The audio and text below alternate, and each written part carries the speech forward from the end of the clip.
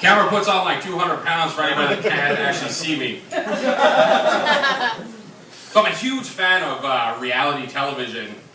And one of my favorites, well, I'm not going to talk about Duck Dynasty while we're on hiatus. One of my favorites is it's Here Comes Honey Boo Boo. Right? Yeah. That show is fucking amazing. Did you see the season 2 premiere was actually a scratch and sniff episode by a magazine? Can you imagine what that smelled like? I just assume it was like dead cat and chewing tobacco. But people hate on the show, and I don't get it. Like, they've set that girl up for life. Like, that little girl is going to have a career in television, which is great. The Scientologists shouldn't be the only one that get that. Redneck should represent. She's doing Here Comes Honey Boo Boo, but we know she's going to do 16 and pregnant. Then in her 20s, she's going to do intervention. And she's going to finish it off with hoarders in her 40s, which is going to be more dead cats and chewing tobacco.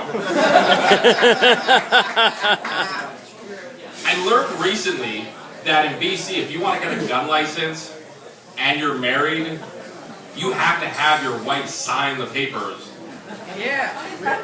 Oh, boo. Like, that's bullshit. Like, technically it's how it works. I've been married 17 years, so I know technically that's how it works. I'm like, honey, can I get a gun? She'd be like, no, you idiot. Okay. But to actually put it into law, like, at least give us hope. Give us hope that we have an opportunity to have like 2 AR-15s just shoot in the eye. Woo, woo, woo. I want a gun so I don't have to ask my wife permission for things. Now look at my list of other awesome jokes. So April 20th is a big deal in Vancouver. You know, the 420. I'm a little traditional maybe, but I don't think it's appropriate that we're celebrating Hitler's birthday by creating giant clouds of smoke in front of a library.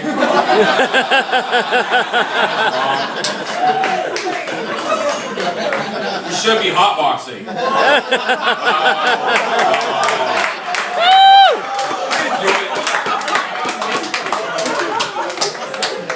There's a lot of people that think that it's super unfair that only black people get to say the N-word. I think that's ridiculous. It's totally fair. It's one word.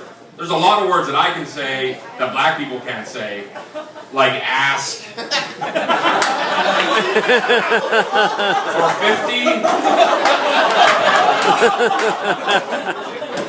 So I haven't been doing comedy for very long. I've only been doing it a few months, but what I've noticed is that comedians have all these crazy dick jokes. And I'm kind of jealous. Here we go. They say write what you know, and I haven't actually seen my dick in like a crazy long time.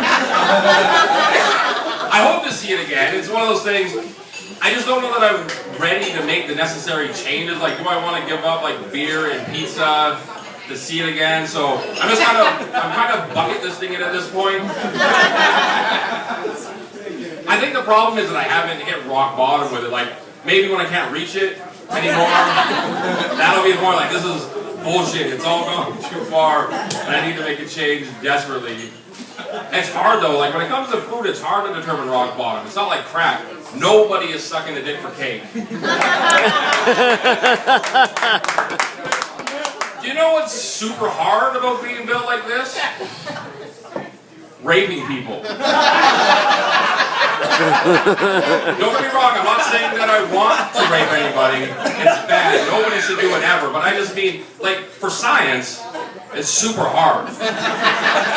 Consensual sex, hard enough. And I mean, once the awkward bridge has been crossed with someone willing to see me naked, my wife included, you know, like the kissing, the clothes coming off, and that is so much cardio. I'm not good at cardio at all. So I can't imagine all the, like, chasing someone, and then the fighting. Too much work. I think this is a way that we can deal with sex offenders. Like, as a condition of parole, they have to maintain a minimum weight like 500 pounds. They just be out on the street, stalking their prey. Like, oh my God, look at her. She's wild. talking so fast. Sir. He just ended up going to Tim Hortons, buying and taking his frustrations out on a dozen. I guess my time.